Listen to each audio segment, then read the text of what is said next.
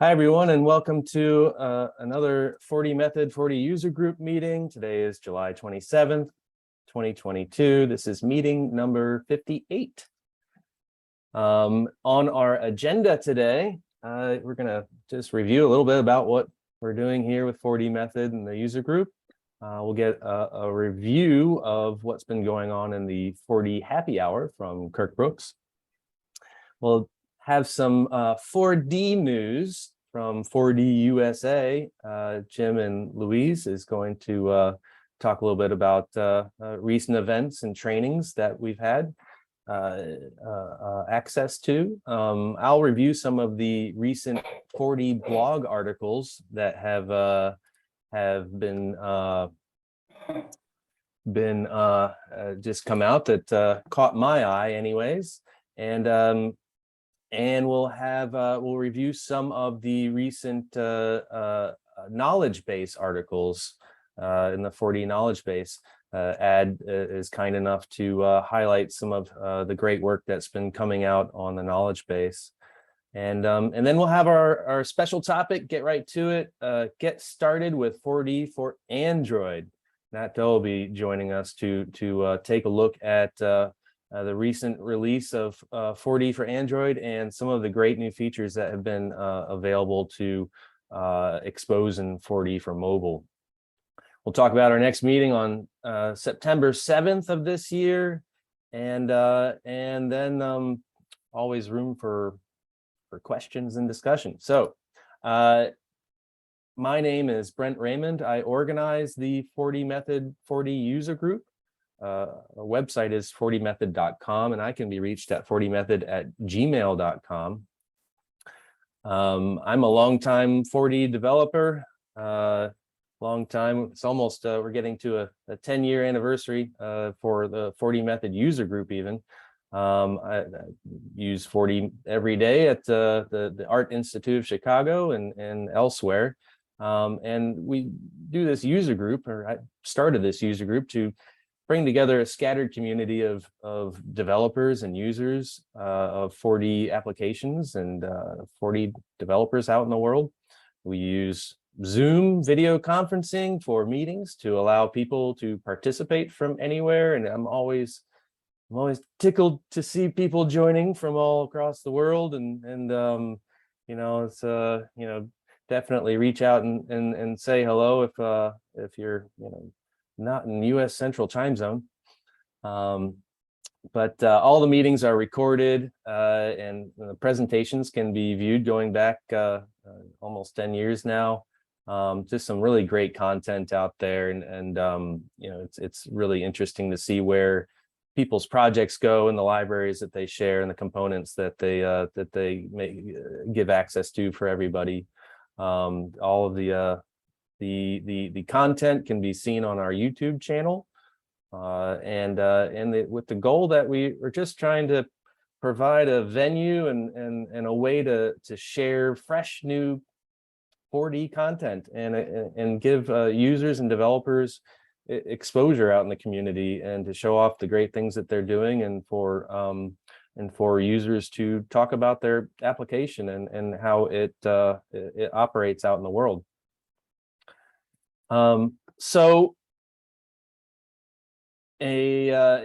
Like to, like we always do, give an invitation to you to be a presenter.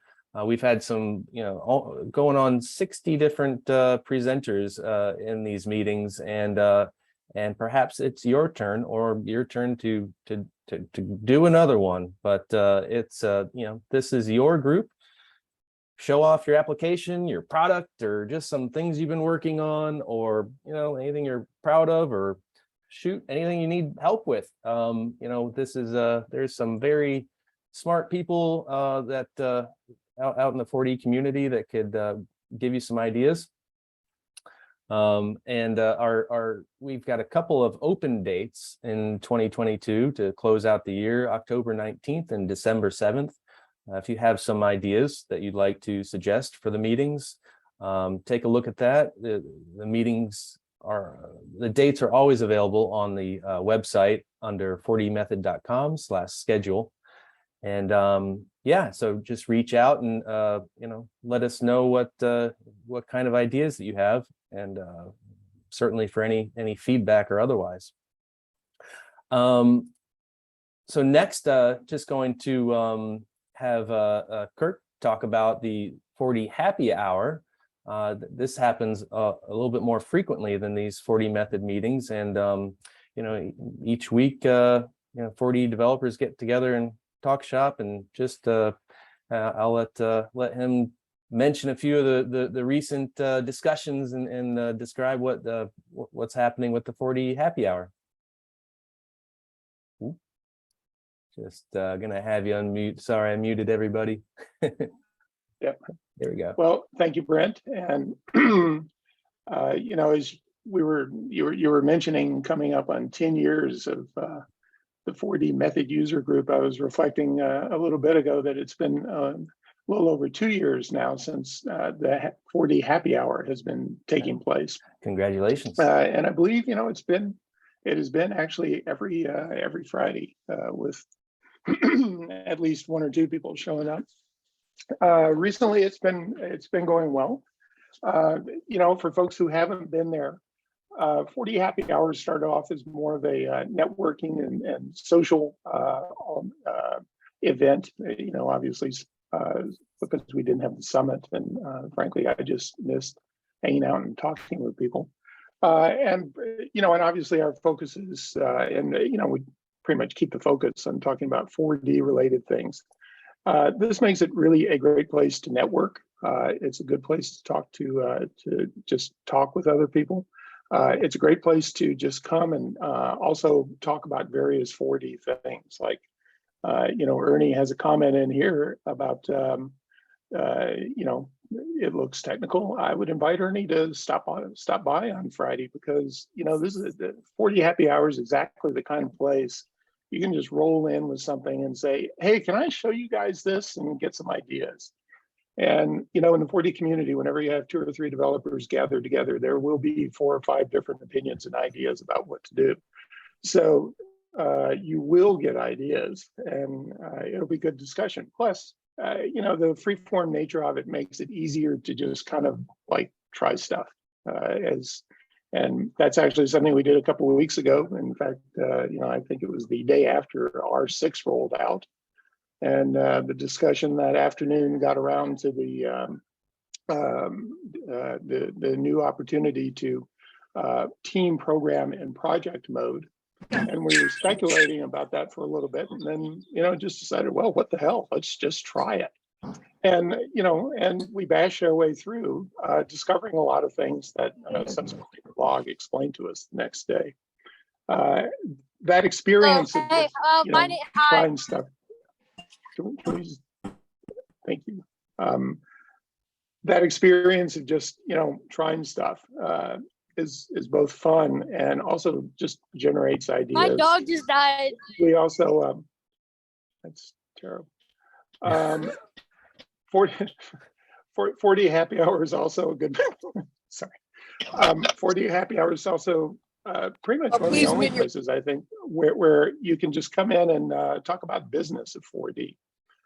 A lot of us are consultants, and a lot of us just, sometimes you wonder, like, gee, how do you handle clients with blah, blah, blah, or how do you handle recommending blah, blah, blah. This is, we can talk about that. And again, you will get opinions, but there's, there are not many other places where you just have the opportunity to have that kind of give and take. And finally, recently, I reached out to a fellow I saw posting on the forum because he was asking some questions, and I suggested he might want to stop by. And it was such a great, it was so great having him there because he's in the movie industry. He wrote a 4D app 20 years ago to help him with his business, and in the intervening years, he's turned it into an app that he sells and that he publishes. And he wanted to talk about some ideas of how to my grandma like slap me in the face, then she that on. My mom beats me. My mom beats me help. Looks like I think Zoom bombed. I think we have someone got yeah. The Zoom user got in here. Yeah, I'm trying to whoops. Did that You guys still see my share or no? I lost your share. Well, you're sharing your desktop. There we go. It looks like the Zoom user's gone. Yeah, looks like it killed my share when I kicked them out. So hopefully that Okay, now we doesn't can happen see again. your share, so that's good.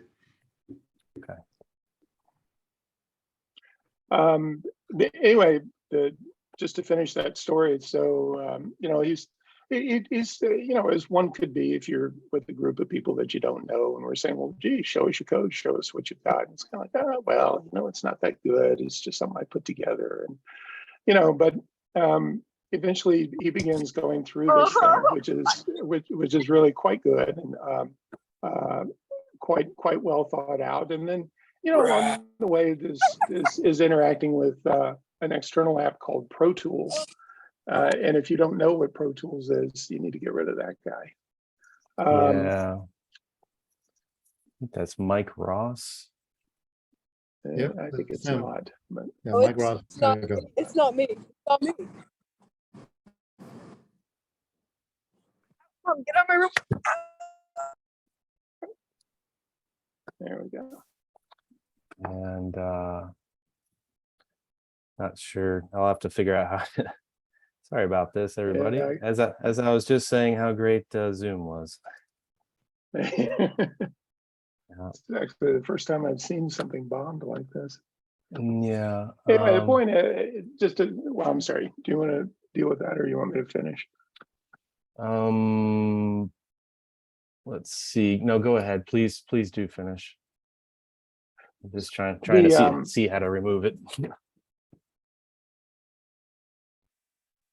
You know, as he's you know, kind of into his presentation, and we noticed there's this interface between his 4D app and something called Pro Tools. And if you're familiar with Pro Tools, you're probably going, really, Pro Tools? If you're not, you can Google it and see what it is. Very high-end professional audio editing software. And he goes, yeah, I just wrote a plugin to be able to manage Pro Tools from within 4D. At which point we were all like, okay, dude, you're good. It's fine. This is great. So, you know, 4D happy hour, you never really know who's going to show up. Everybody's welcome. And please just come by and give us a try. All right. Just gonna, is anyone good at Zoom? How to clear this scribble on there? The annotations? Is it on every slide? Hmm? Is it on every slide, Brent? Yeah, I just tried to go to the next slide, and it is there as well. Just Is that the whiteboard feature? Down the bottom, next to. On Google, you have click annotate on the Zoom meeting controls, and the annotation toolbar will then appear. Click clear, select clear all drawings. there we I don't know go. if you have that. Got it. Thank you. Okay. Yeah. Nice. Perfect. Nice, Louise. Thank you. You're welcome. All right. Well, sorry, Kirk, for all the disturbance there, but you know, that's it's really, as Kirk said, it's a great place to just, you know, talk about what you're working on, and you know, just talk and bond with other 4D developers, and just, you know, workshop an idea all right, geez, this is a bit of a rodeo.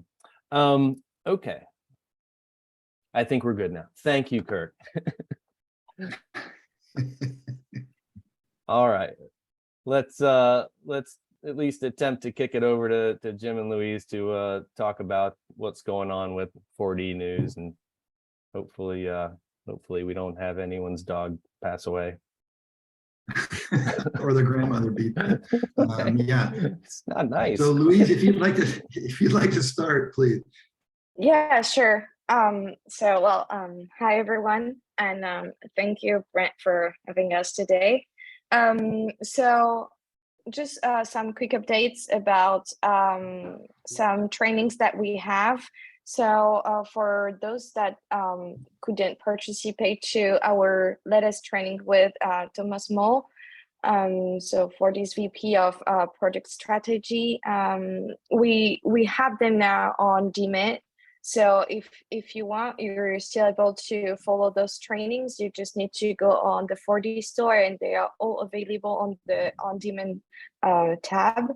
And also, I wanted to let you know that we have a future training too with GPR. So it's level up your 4D skills. We will have different sessions. There is one program which is a 2 session per week for 2 weeks, or another one which is 1 session per week for 4 weeks. So it's either way you want to do it, and it will happen in October or in November as you prefer. So we did some communication about it. You will have some more in the following weeks. But yeah, you will have that on. Okay. Yep. Sorry, So too far. yeah. So yeah, you have all this information. And one more thing is, if you want to keep on what we're doing, we like to do some Facebook or Twitter posts. And what I do is I put the hashtag 4D Inc. So when you see the hashtag 4D Inc, then you're sure you're gonna have some news about 4D in North America.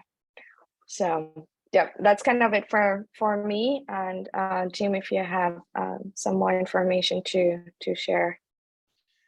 Yeah, thanks, Louise, and nice job on removing those things from the slide. That was wonderful. Hi, everyone. I hope everyone's having a good summer. Brent, as always, thank you for inviting the 4D team to these meetings. It's Ad and Louise and myself are always happy to take the opportunity to share with what's going on with 4D. And today we have Nhat here. So we're really looking forward to his presentation by our colleague Nhat Do on getting started with 4D for Android. So if some of you may have met Nhat or worked with Nhat through our tech support team, but he's one of the awesome members of that stellar team. And we're just as excited as you are to have him present today. And Nat's a great guy and really a valuable member of the whole 4D staff. And we're interested in the topic to see what kind of feedback we get on 4D for Android. Yeah, so it'd be an interesting presentation. Just a couple things to add to what Louise said in the slides that Brent showed. Feature releases. So as you know, we're rolling out our quarterly R releases with V19R5 being the current version. And when that happens, either the same day or the day after, we roll out the beta of the next R release. So in this case, V19R6. And that's when we start posting a plethora of posts on the 4D blog site, blog.4d.com. You probably saw 13 or 14 of them come the day after V19R6 beta was released. So that's kind of the way that we do that. I also wanted to thank all of you who attended Will and Ad's V19R5 webinar. That was earlier this month. We had well over 100 registrations, so that's a great support from the 4D community for those meetings. And final reminder, I think I mentioned this just about every meeting, but with the R releases, we do have hot fixes now on the R releases. We've had them for a while. So when an R release is published, a month later, we will have a hot fix to that R release. And then another month later, we'll have the second hot fix to that R release in preparation for the next R release cycle. So we are getting bug fixes into the R releases. So there's really no reason that you shouldn't use them now. And it looks like more and more customers are adopting those. And for the training, yeah, we mentioned training a lot in these meetings, and you're getting a lot of marketing material now about training. I'm sure you've all noticed that we're putting a great deal of effort into training. That includes marketing, the preparation of the training material. We're now publishing many of the on-demand trainings in multiple languages, French, German, and English, that's available on the website. And we're trying to streamline the process of ordering and receiving the training material online and purchasing it as well. So we really want to get this training material out there to everyone. I know Brent is going to mention some of the new trainings that are coming out, and I don't want to, we already kind of mentioned that already, but please do sign up early for any live trainings because those are selling out super quickly. And the one that Brent will talk about that's coming up in the autumn will sell out quickly. I can guarantee you that. And then finally, if you have a new staff member or if you have a new 4D developer on your team, don't forget about the 4D beginner training, which is also available on the website, thestore.4d.com under on-demand training. So that's turning out to be really popular. It's the first place we point people to when they have a new 4D developer or they want to have someone current on their staff who's technical and wants to learn more about 4D. So yeah, thank you all for your support, for purchasing those training sessions, and there'll be more and more as we progress. I think that's about it for me, Brent. Congratulations on the 10-year anniversary upcoming. Oh, thank you. Kirk, Yeah.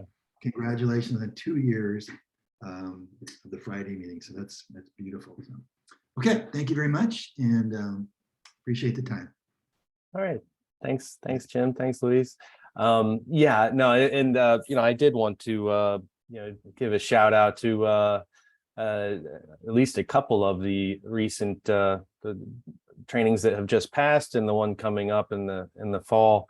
I mean, we've had Thomas Mal. We all are familiar with him from some of the presentations that he's given 4DMethod, but yeah, he did a great training called Why Use Classes, and it's classes for anybody who's been doing 4D or 4D only perhaps for the past few decades. The classes are new to them, and it can be interesting to thought exercise to figure out how it all fits into your application structure and how to leverage it best. I mean, there's new features coming out constantly for how to expand the integration of classes in your code base.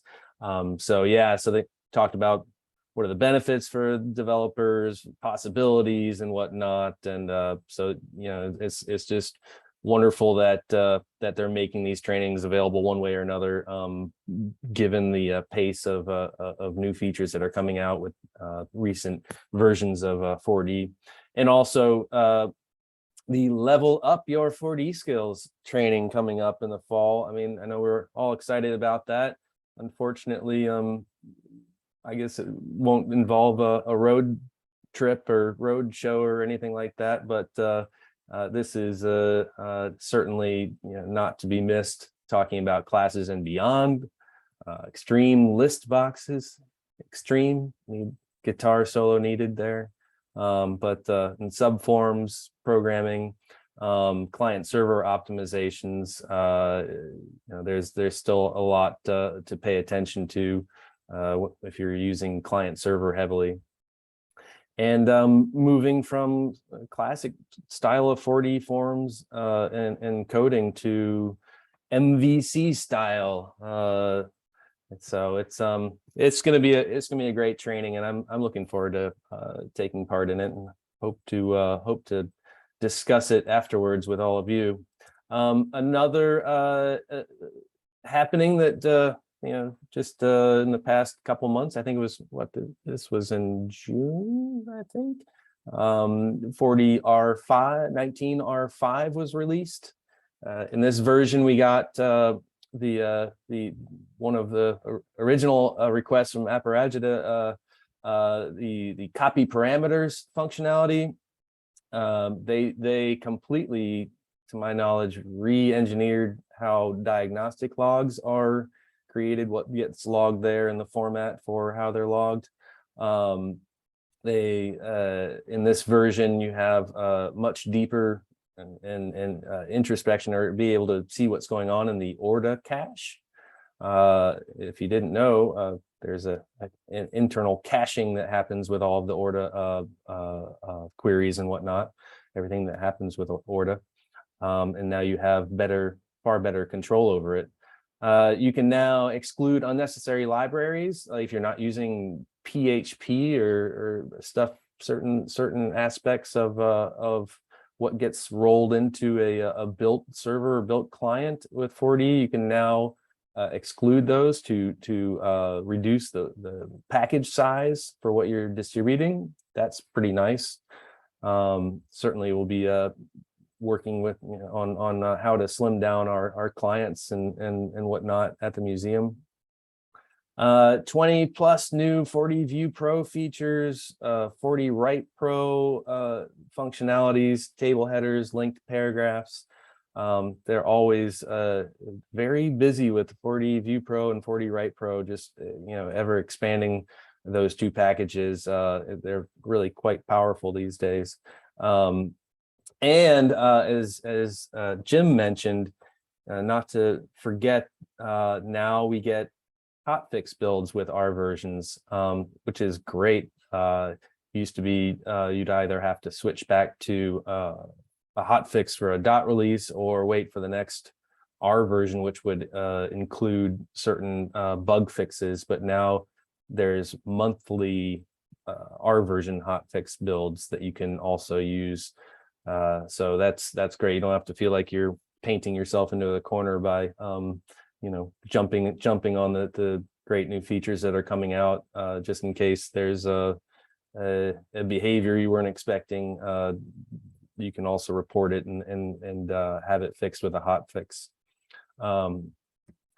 So awesome. And just as Jim mentioned, as the R versions are released, there's a really big, there's a wave of blog articles that comes out about the next R version that is in beta, to really highlight some of the new features that that you can test with beta, the beta version, and there's some really exciting stuff, and no different than other latest R versions. It's always something to talk about, but certainly with R6 there's some really neat stuff.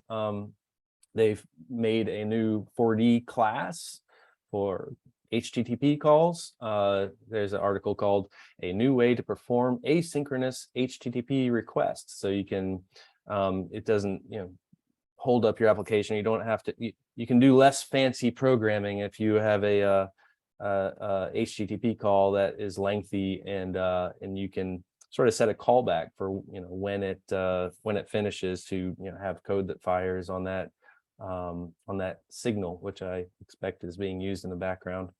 But that's really neat. A nice way to a really great revision on HTTP client functionality. Also, a really nice integration with Microsoft 365. There's a couple of articles on sending emails through 365 and the ability to get user information from Azure, kind of like you can, there's functionality for querying an Active Directory. You can now do that with Microsoft 365. And so you can say authenticate against that and look up other user information directly from the from that system. So that's pretty cool to see. Even if you're not using it, eventually you'll run into that out there somewhere. So it's good to know that's possible. Another article about 4D for mobile. Say hello to Aliases, our little friend Aliases. It's great how all of these functionalities as they come out in the our versions and new versions of 4D, that they managed to expose them in 4D for mobile. And I think we'll see a little bit more of that in our presentation today. A couple more blog articles to highlight. Again, lots to talk about. Kirk mentioned developing concurrently on 4D server and project mode. Most of us sort of, if we used Team Developer with developing in a client before, we've been kicking and screaming and moving over to using Git to manage that kind of stuff, and which is great, but there are still some good reasons to develop concurrently on a 4D project. So now that's going to be possible in R6. Again, the next one is a really great addition, something I've thought about since the collections came out with the member functions and whatnot. Many collection member functions required that you had a separate method for that to run, for the member function to be useful, such as every, or filtering a collection by more advanced code.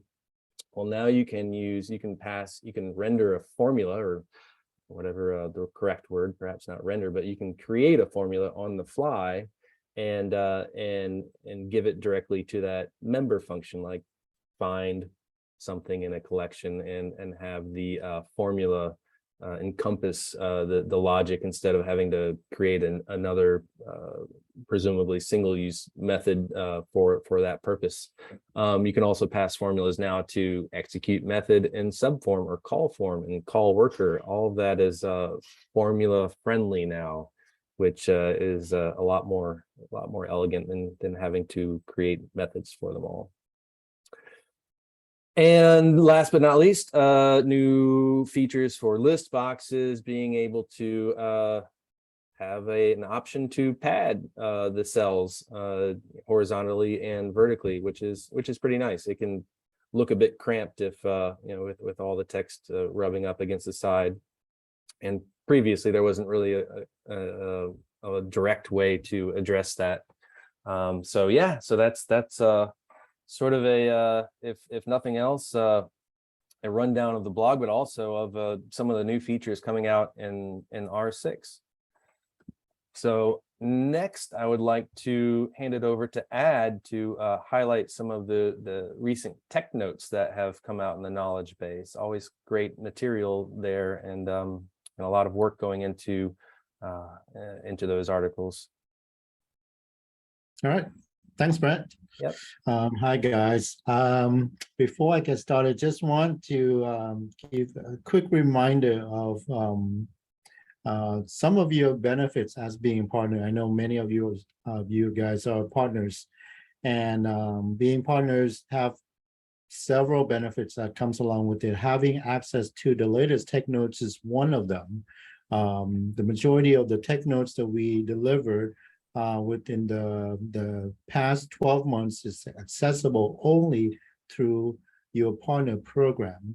After the 12 months, it will become public, which is anyone will have access to it, because we're monitoring closely in terms of who's downloading it, whether particular tech nodes or a bulk of tech nodes are being utilized by you guys. So I just want to give you a quick reminder of that. So I would like to highlight 4 tech notes that we published in the past 2 months. So the first one, this is the one that I created a few years ago, when I get a chance to work on a concept to deliver at a world tour event. I came up with an idea to consolidate all of the object methods, form object methods, including the form method, into a single one method that can be called from anywhere. At the time, I created for a purpose of doing debugging. And the same event, I also created another way to convert a dynamic form, including all of the data methods and everything, into a one single method. So transforming a form that we built from the form editor move them into the code that can be deployed and pass it on to anybody.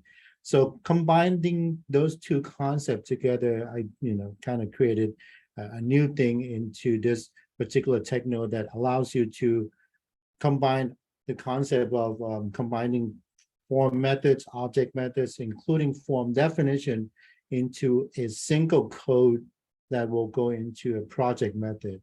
And the reason why I thought it will be a great way for anyone to use this is, imagine if you want to minimize the number of things, and especially some of the generic stuff that you build, you maybe want to quickly pass on to another project. You can do that very efficiently and very quickly with just one thing instead of multiple things that you have to move from one project to another. So have a look. Hopefully it will spark some ideas and give you some inspiration. Another tech node, this is created by Tai Bui. This is the one that we just published this month. Classes has been around quite some times now. The more you learn about classes, you're starting to understand the power that classes have to, have to offer. And there's so many benefits from having classes in your own project. So this particular tech node is really focusing on different way of thinking how to use classes in a different scenario, in a different implementation. So it's going to be something that you're going to have to be using moving forward. Classes is going to be a constant evolution from outside. The more you learn about classes, the more features you're going to be able to come up with. There's so many flexibility in terms of using classes as well. Okay, so let's go to the next slide.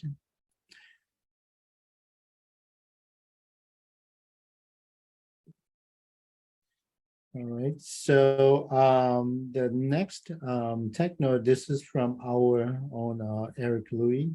He's also another tech support engineer in the US.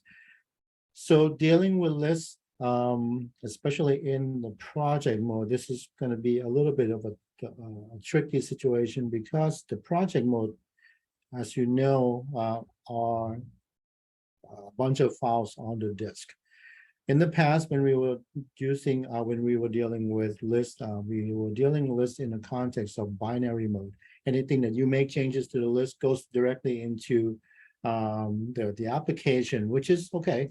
In the project mode, specifically in a compiled version, the compiled mode that you have to think about, every files are now being compressed in a form of a single file. It's actually a zip file, which prevent you from making changes to the structure. List is one of them. So in this tech node, Eric offer just a different way to deal with lists. You will have to transition from the traditional list use case or implementation into the suggested approach in his tech node. So take a look. I'm sure once you go into the project mode, if you're using lists constantly and throughout your application, you're probably going to run into some of those issues, and perhaps this tech node will give you an idea on how to handle that more effectively. And the last one here, this is again a recent one from Nhat, who's going to be doing a presentation in a few minutes. He did such a great job. Many years ago, we used to have 4D chart that we used to love, and it went away. We kind of transitioned that into SVG or some other third-party framework that is available perhaps through JavaScript or some other web technology out there. So now with 4D View, there are many possibilities that you can do in 4D View, not necessarily to use it as a spreadsheet. There are different ways to take advantage of 4D View, and be able to create charts and graphs is one of them. So what Nhat did was he created a sort of a UI allowing you to build your chart. In the traditional sense, if you used to work with 4D chart in the past, the interface will be very easy to recognize and for you to adapt to. And at the end result, you create a shard. The area that you see is, to the user, they don't even know that this is a 4D view area. To them, this is a sharding area. You can also get the image returned back as the result, which you can utilize in many different ways. So have a look. I'm pretty sure this is going to be something that you can take advantage of, because so many years now we are missing the 4D shard feature that does not require any third-party product. Okay, so that's it for me for this time. I'll see you next time, and that's it. Thank you, Brent. Thanks so much, Had, for reviewing those latest tech notes. And it just really is a wealth of information, and you can get some great insight into what can be done, even if you're not using exactly what they're showing you in those tech notes. Especially with Nat's article about it shows you how to expose more functionality from the underlying Express.js library that 4D is using, and so if there's something else in that library that you feel like would benefit your application, this is a good technique for getting access to it.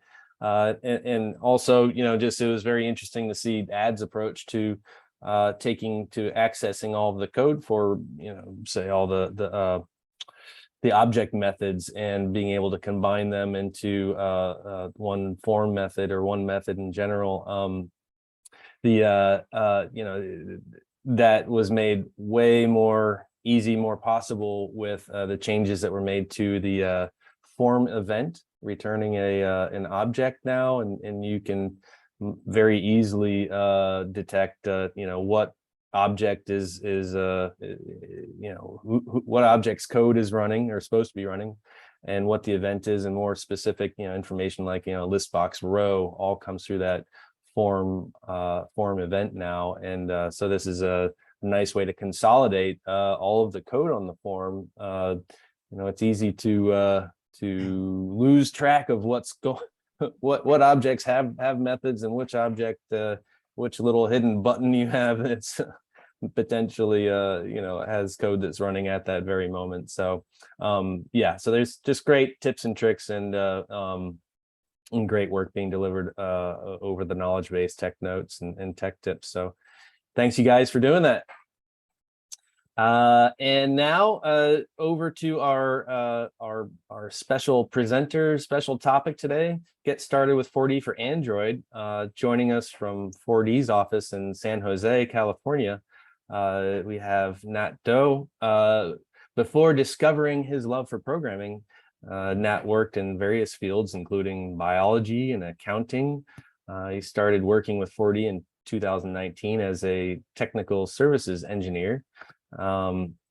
Technical services engineers are responsible for providing for supporting 4D customers in North America and writing tech notes like these that we were just talking about, and tech tips for the 4D knowledge base, including a recent one called 4D for Android, Computed Attributes and More. Today he is here to take a deeper look at getting started with 4D for Android. So welcome, Nhat, and thanks for presenting today. Thank you, Brent. Okay, hello everybody. Today I will be doing a presentation on getting started with 4D for Android. Let me share my screen.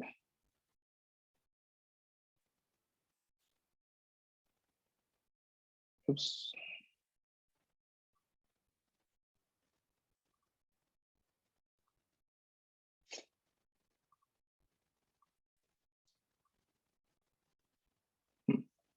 Okay, well, okay, it will be based on my tech note from January called 4D for Android, Computed Attributes and More. As I demonstrate how to build the sample app from the tech note, 3 features will be showcased: computed attributes, filter queries, and custom data formatters. The goal of the sample app, which I call SchoolDB, is quite simple. It allows students or their parents and teachers to keep track of various school information, such as teacher contact info and students' grades.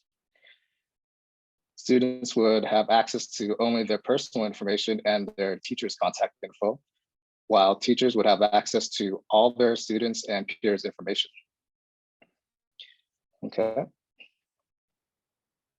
So here we have 2 existing tables for students and teachers. Students have a primary key ID, first name, last name, phone number, email, grades, which is an object field, photo, and a foreign key teacher ID, which establishes an N-to-1 relationship with teachers. Teachers also have the same contact information fields as students, but they also have a prefix field, which basically designates the teacher as a Mrs. or a Mr. Okay. And here we have some existing records. There are 2 teachers and 6 students total in the database. And here's all their contact information.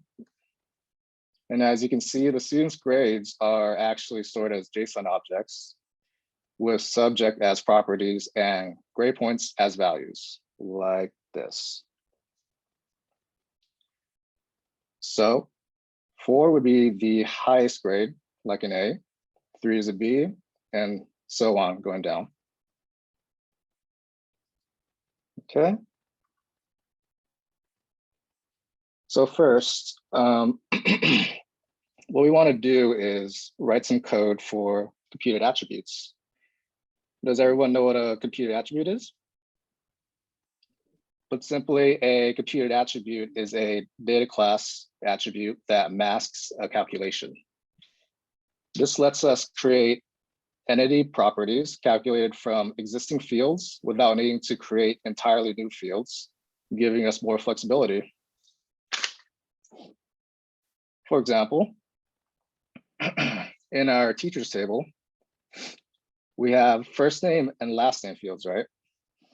But what if we wanted to display a teacher's full name in the app with just one property? Well, we can create a new field in the table and then go in and enter all that data in that field. Or even better, we can create a computed attribute. We do this by creating a getter function for the attribute. Okay.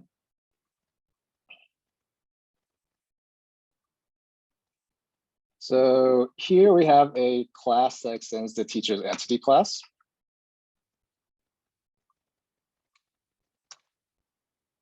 All we need to do is create a function that is exposed, starts its name with get, and ends with the attribute's name, which we'll call full name.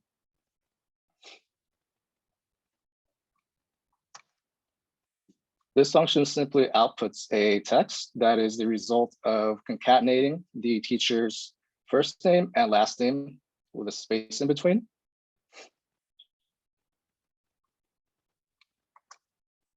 We also want to create another computed attribute that basically displays the teacher's prefix and last name, like Mrs. Anderson, for example. Now the computed attributes called full name and title name will be available as fields for the teachers table when building the app, which I will be showing soon. But first, we also want to create some computed attributes for students as well. So I'll go in here. Okay.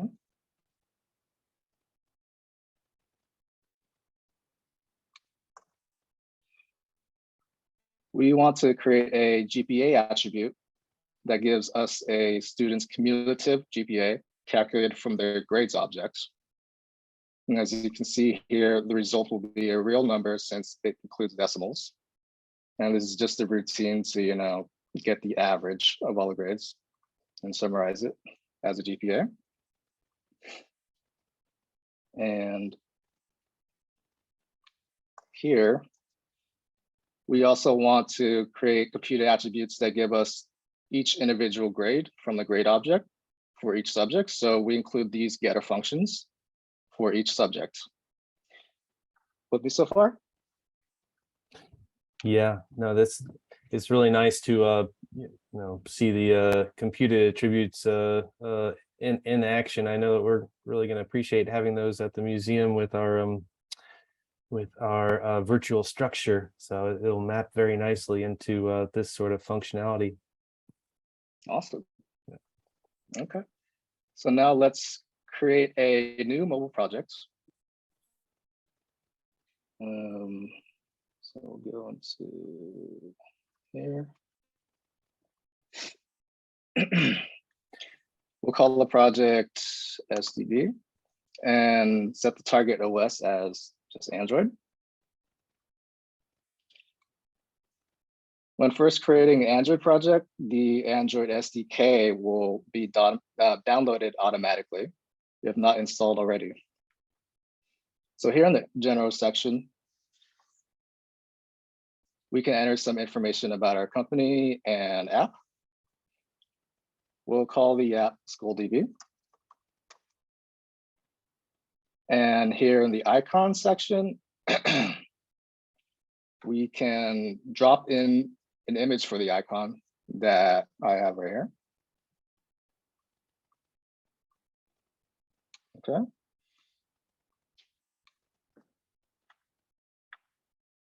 We can also define the theme color for the app here. So we'll just set it to as the primary color of the icon. All right. Now here in the structure section, we publish the fields that we want to expose in our app. For students, we'll publish email, first name, and these right here, GPA, grade history, grade math, grade science, grade writing, are actually all the computer attributes that we just created. Then we also want to publish last name, phone number, and photo.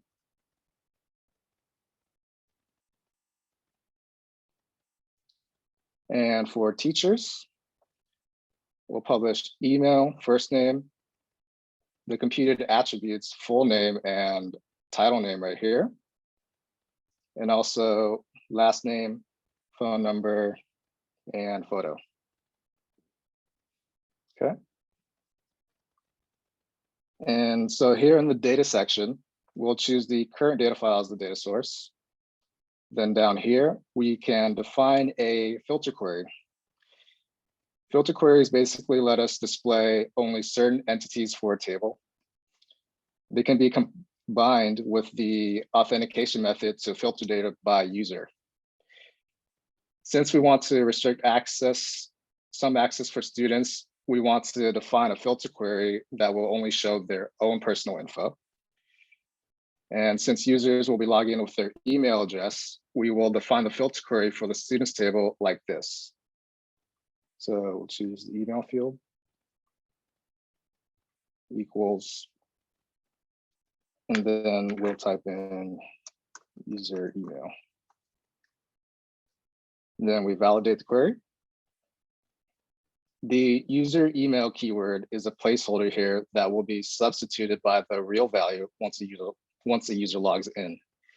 That value is determined in the on mobile app authentication method, which we'll define soon. For the teachers table, we want to only show the student their own teacher's information. So we define it like this.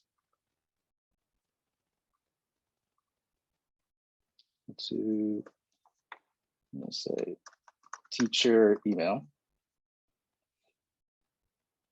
But since teachers will also be using this app, we'll add this to the query as well. Or email equal to user email. And then we validate the query. And now we'll define the on mobile app authentication method to tie it all together.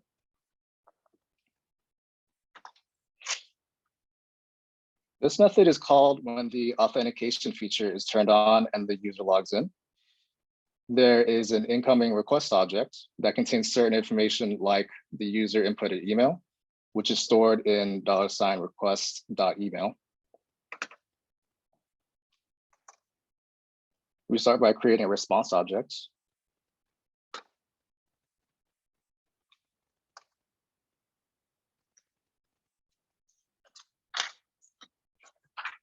Then we check to see if an email was provided in the login.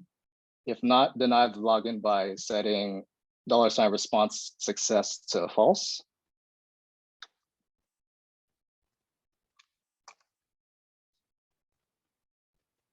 Then we query both students and teachers tables to see if the user email exists.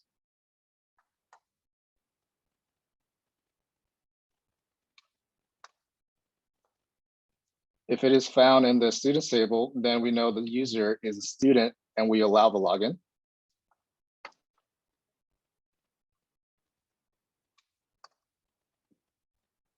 Then we define some variables to send to the filter query. The user email is the email of the request. The teacher email can be obtained by just using the many-to-one relation.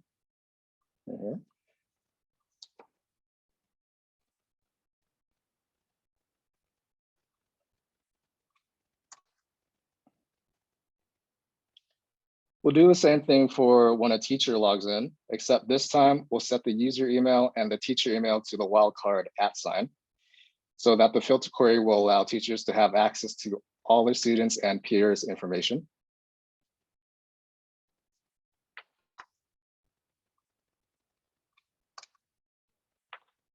And finally, we'll set $response.userinfo to an object that contains the user email and teacher email so that the values will be sent to the filter query. Down here, we also define some notifications for successful or unsuccessful login. Okay, so far so good?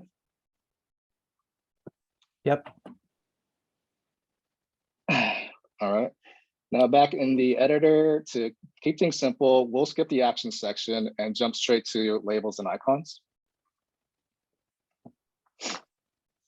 In this section, we can customize the labels and icons for tables in our app. For students, we'll just choose, say, this icon.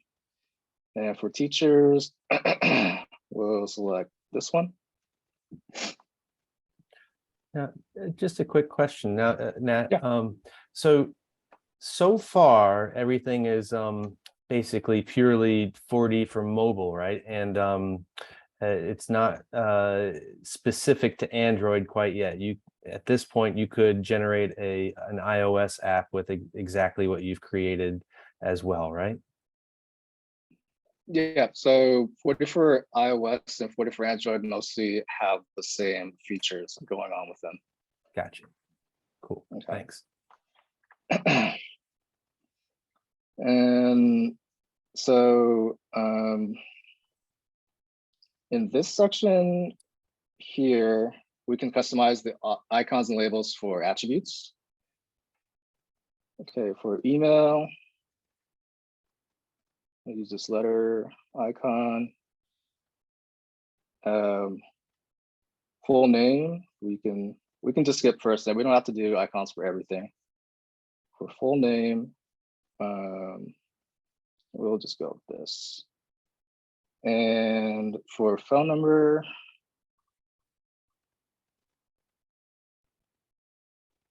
we have this nifty iPhone icon that we can use. And we'll do the same for students. Email, GPA, use this calculator. And we want to just modify this label a little bit and just call it GPA with all caps.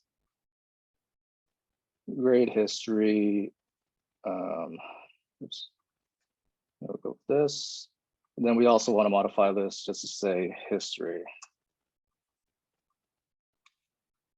And we'll do the same for math. Let's use this.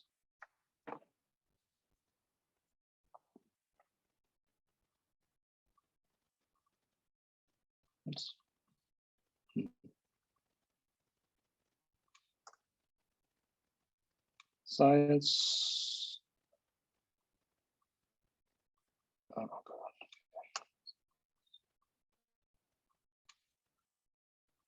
And writing.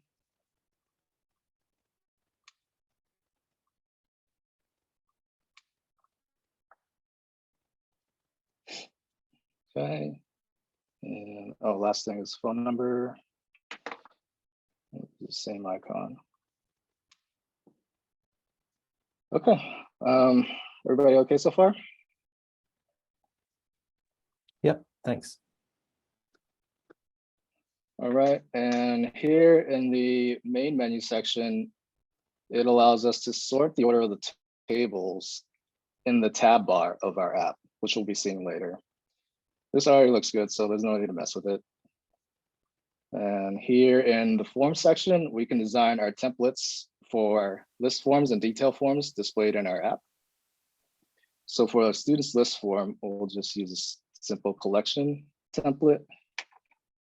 And we just drag and drop these fields over here to these areas. So in this search field, we can drop first name, and we can also drop another field, last name. So we can let the user search for first name or last name of the user, of the student, and call it multi-criteria search. Question. Yeah. What if you wanted to also search on full name? The calculated Oh, one. yes. Is that supported Yeah. yet? Yes. And I'll be showing that later for teachers, but we don't have the full name attribute for students. Okay, it was only defined in teachers. Okay, that's Yeah. why. Right. Yeah. Okay. And so photos will drop in here. And then we can just put first name and last name right here. Okay. And for the teacher's list form, we'll use the profile template. And so here we can drop in first name, last name, and also full name. So they're all included as searchable for this field. And if you hover over it, you can see which fields are included, first name, last name, or full name. And we'll skip this section right here, and we'll go straight to dropping a photo here. And then first name and just last name. And for the detail forms for the student, we'll use visual contact template. Put a photo first, and then their first name, last name, phone number, email, GPA, and then all the individual grades. And for the teacher's detail, we'll use the left cut header template. This photo. And we'll put the title name at the top with their phone number, email, and then full name. Okay. And now here in the publishing section, we can set our production URL and web server settings, which we won't do right now, but we will turn on the authentication feature here. From here, we can also open the authentication method, which is nice. Yeah, it is nice that there's links in several places to get to that method so that you know where that is being controlled. Yeah, it's a pretty important method, so yeah. Yeah, sure is. Yeah. When you actually build an iOS app, you won't need those buttons because you'll be constantly editing those other methods. But it's nice for a demo purpose. But you'll be in the Explorer constantly opening both of these methods, adding code and debugging and testing it. Yeah, exactly. Okay, and finally, in here, we can build and run our app on a simulated Android device. Here, we can choose which Android device to build for, and we'll just select this Pixel 4. Then we can just click build and run to start building. It usually takes a couple minutes to complete. So in the meantime, I can try to answer any questions. I thought at one point you had to build the Android app on Windows, but apparently that's not true now. Yeah, Mac OS or Windows. But you can only build app 40 for iOS on Mac. Yeah, I think so. Yeah. Right, because it needs Xcode. Yeah. I was interested to see in the documentation for the computed attributes how all of that code runs standard preemptively to and ought to help with performance if those calculations are happening on happening repeatedly, say for a large selection or something. But for small selections like what you would see coming out of 4D for mobile projects, it's wouldn't have any performance issues, I imagine. Yeah, for like a smaller app, it shouldn't be an issue. Right. Okay, now our simulator is launched automatically, and our app is about to be completed for simulation. And here's our app launching. And now we'll log in with one of the students' emails. Okay. And here we can see after logging in with Rose's email, we only see Rose's information.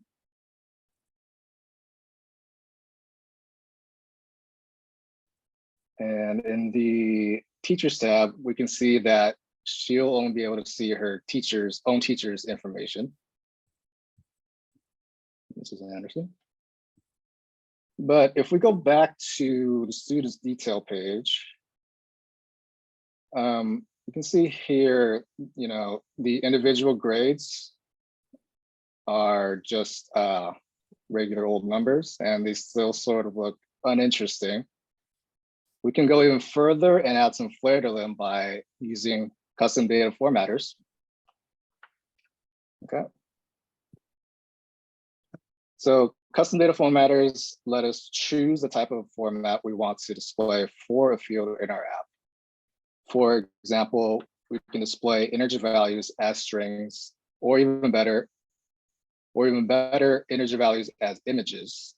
And that's what we'll do with the individual grades here. So we'll convert the number grades into images displaying letter grade.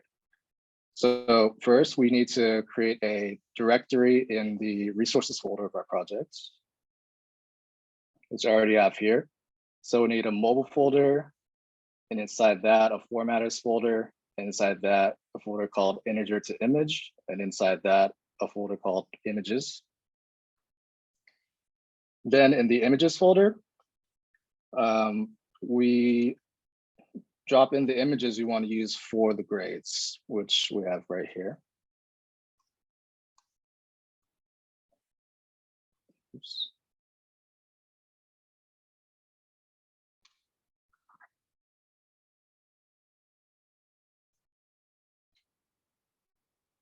And then next to the images folder, we add a manifest.json file that basically maps the values to the image files, which I have right here. So I'll add that next to it. The manifest.json file looks like this. Okay, so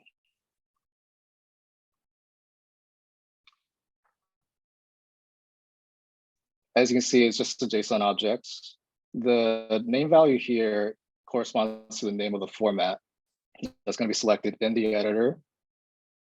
The choice list property defines the mapping, excuse me. So a value of 1 will be displayed as this image, and 2, etc. down. And just down here, we can also set the image size. All right. And now, if we go back to the editor in the labels and icons section,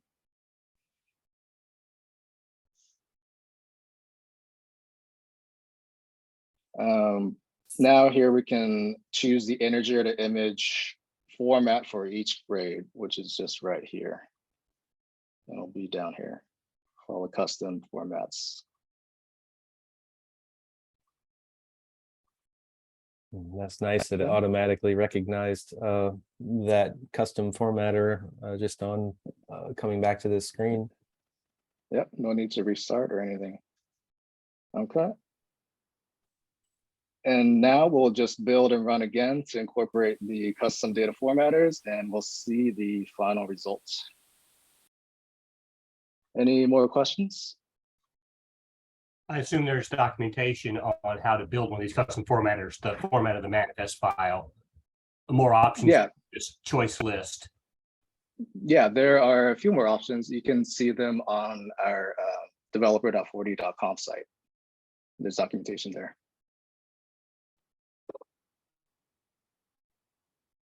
Okay. Is the reason you didn't specify the web server address in the production, the final tab?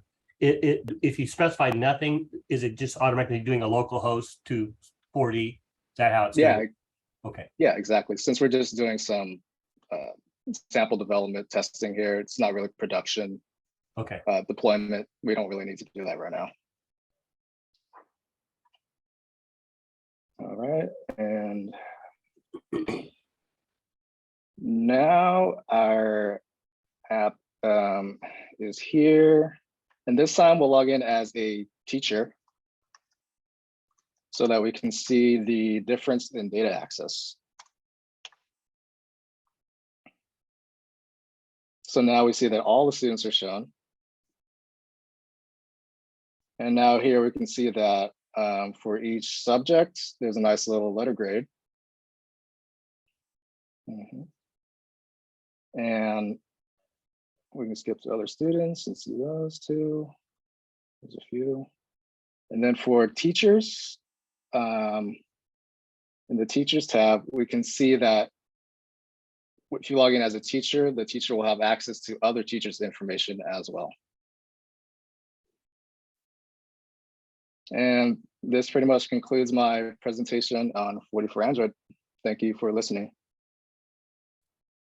That's very nice, and yeah, I mean, there's as we mentioned there, this is does come from Nhat's tech note, and there's a link directly to the tech note on the 4D method post that we have up, so you can find it there. But you know, and there's really great documentation for all the functionality in 4D for mobile on the new documentation website.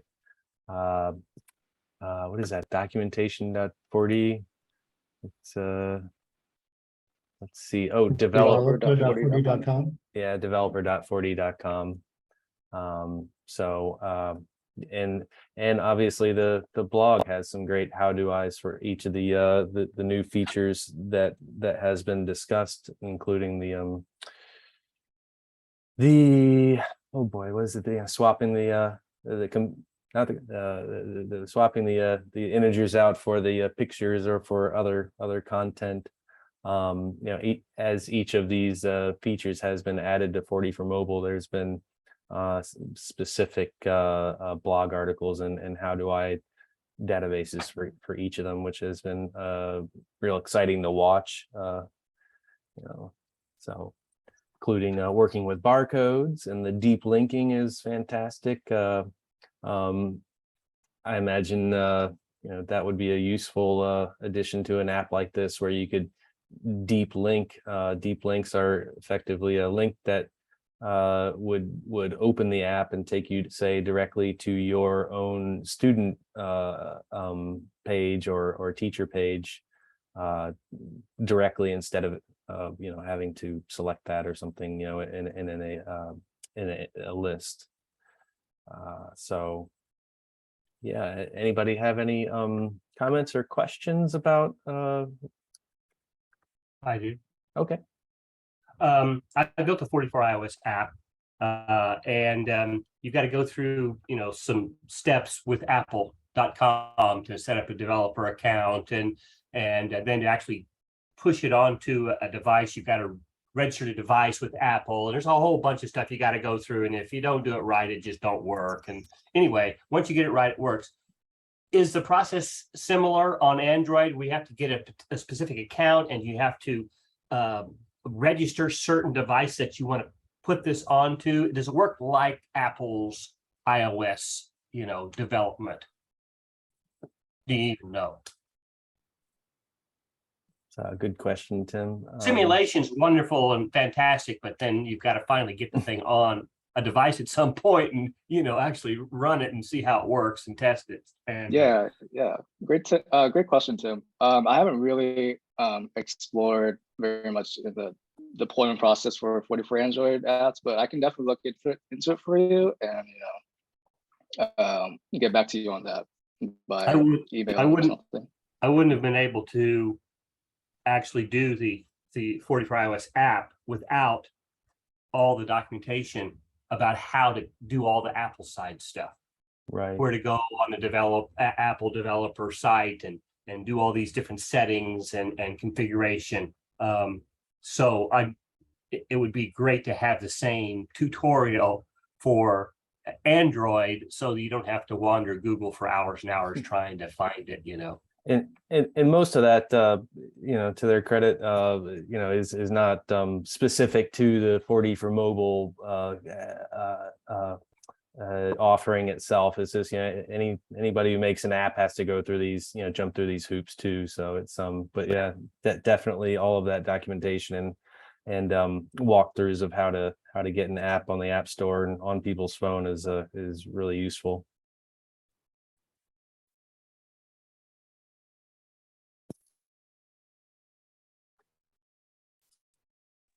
Any other comments or questions?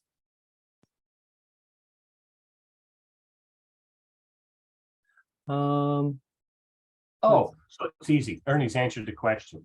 You can stick anything on any Android device as long as you turn on the device and say, allow people to put apps on me. That's great. Super simple. Why did I expect it to be complicated? Of course, it would be easy for Android.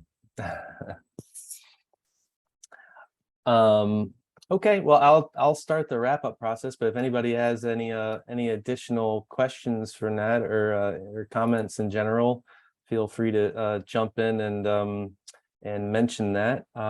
Just gonna share my screen here one more time. And yep. So thanks Nhat for the great tech note, the continued work on the knowledge base and sharing that with us in person. I know it's always different presenting in person to a group or Zoom group anyways, and answering questions live, but really appreciate your coming and chatting with us about that.